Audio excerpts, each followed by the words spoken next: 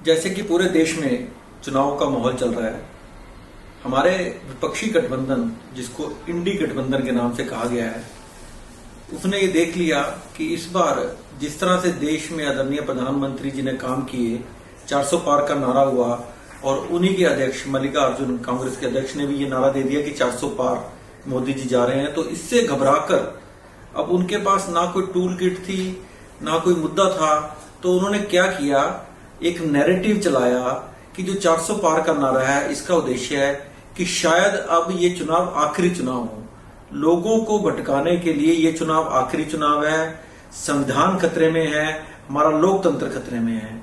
ये केवल एक आम आदमी जिसको इस बात की नॉलेज नहीं, उसको भटकाने के लिए है। कोई कैसे आखिरी चुनाव हो सकता है, आदरणीय प्रधानमंत्री जी के नेतृत्व में आखिरी चुनाव क्यों होगा?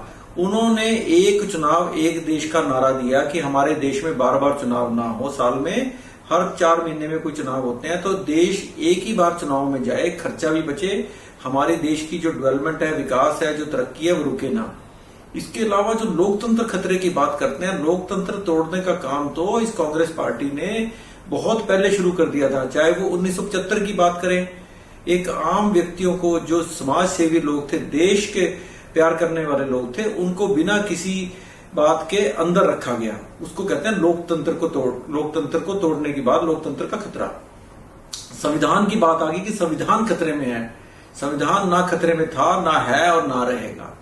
1950 के बने हुए संविधान में कोई खतरा हुआ, कुछ लाइनें ऐड करी गई, तो 1976 में कांग्रेस के राज में वो चीजें ऐड करी गई रातों रात, तो उसको कहते हैं संविधान खतरे में है।